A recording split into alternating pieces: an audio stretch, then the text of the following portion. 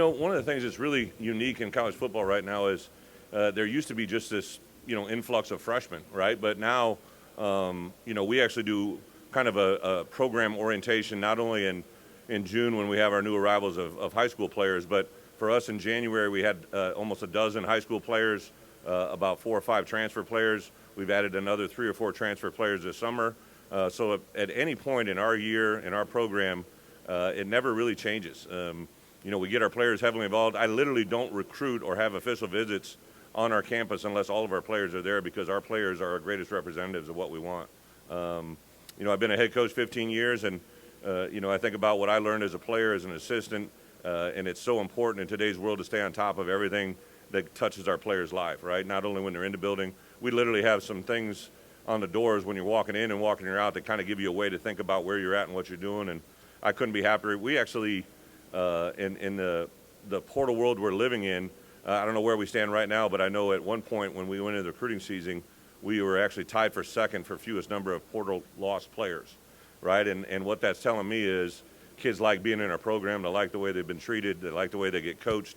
They take a player that when we got there, he had started 5 games. He was an unranked player in the recruiting cycle, didn't even have a star. He wasn't a 1-star, 2-star, or 3-star with Devin Witherspoon, and he became the 5th pick in the NFL draft. I think that opens people's eyes. I saw a little social media tweet that the money it brought in a weekend compared to the next rated movie was pretty impressive.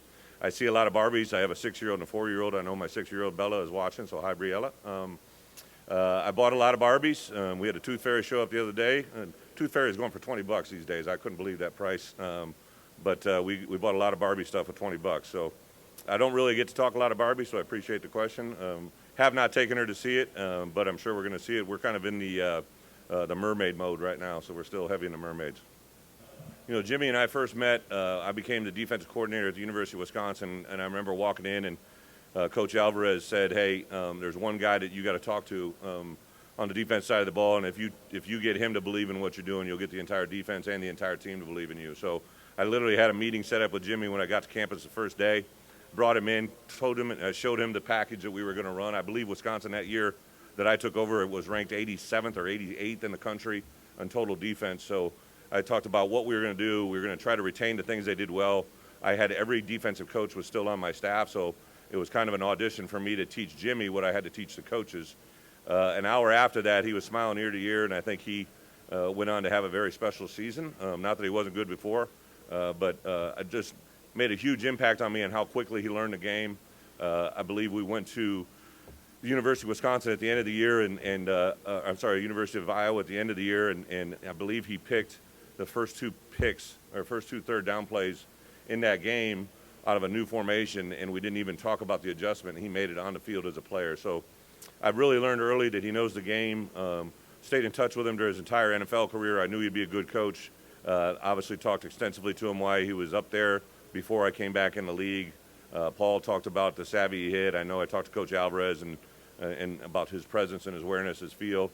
Obviously, when he became the head coach, we just played them the day before, so I shot him a text and wished him best of luck, but I said, I can't help your ass right now, But started a conversation with him even back then that wishing him all the best, all the luck. Then as the things proceeded, when he didn't get retained, I kind of reached out to him and said, hey, have you thought about what you want to do? And we just started conversations, invited him down to spend a couple days with our staff.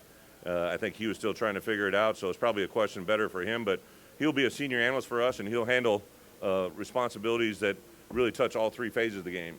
He's already had conversations with Coach Lunny and obviously Coach Henry, and Jimmy was a really good special teams player as well, so I'm going to use him in all 3 phases. He won't be with us on game days, home or away. He'll kind of be in the office Sunday, Monday, Tuesday, Wednesday, Thursday, and then he'll go be with his family on the weekends. Yeah, 2 completely different questions, but I'll kind of tie my answer into both because I think it comes from conversations that you have with your own university. Listen, Fitz and I are very close, and whatever happened there, that's not a conversation I don't know anything about and don't have the ability to comment on. But I can tell you what happens at Illinois. And, when I received the first phone call from Josh Whitman, I realized that this was a guy that I wanted to be a partner with, right? He was a guy that played there and played very, very well, played in the NFL, became a lawyer, tried that world, and got into administration and was looking for a coach that wanted to sustain success, right? And that was something that was very important for me I wanted to get back into head coaching, but I didn't want to go to a situation where I didn't think it could be sustained, right? I wanted this to be my last rodeo. Signed a contract recently that literally has a no-compete with anybody in the Big Ten because I found my home. I know where I want to go. And to walk that walk every day with Josh, I think I was driving over yesterday. One of my favorite exercises as a head coach, I literally drive our players here to the Big Ten media. And the whole time we're driving, I'm asking them questions, right? Questions that they're going to get. Isaiah Williams, he caught 83 balls last year. Do you got to catch 85 balls for it to be a successful season? And he answered it the way that I thought he would answer it. We'll talk about it, critique it. I obviously knew they were going to get a question centered around Northwestern, and to hear their responses and their reactions that they gave tells me what we're doing, right? They basically repeated everything that I believed had happened. I distinctly remember when I circled back to Josh, my first spring, we were in a spring practice, and one of the things we do at Illinois is we play in all conditions, so we practice in all conditions. The only thing that makes us go inside is if there's lightning. So we practice in rain, sleet, snow, AM, PM, and everything in between. And I got done with a rain practice, and Josh had came to practice, and he and I were talking at the end of practice. It's probably about a half hour after we were done with practice, and I looked around. He and I were the only two on the field in a rain, standing by ourselves. And at that point, I'm like, if an AD is going to stand outside and talk to me in the rain a half hour after practice, I knew that this was a guy that cares about our program. Josh is in our building every day, for the most part, year-round. A lot of the times, 2 or 3 times a week, I'm in the building every day, our coaches. So I don't really worry about what's happening in our building. I don't ever mention the word culture. I just never have. I'm not a guy that thinks it's a buzzword that it just isn't something that's ever set well with me. But I talk about what we do to have a season like we just had and the talent that we have returning and to have the highest GPA in school history. It tells me we're doing a lot of good things. Jeremy, it's a great question I ask myself every day, right? Like I look for indicators.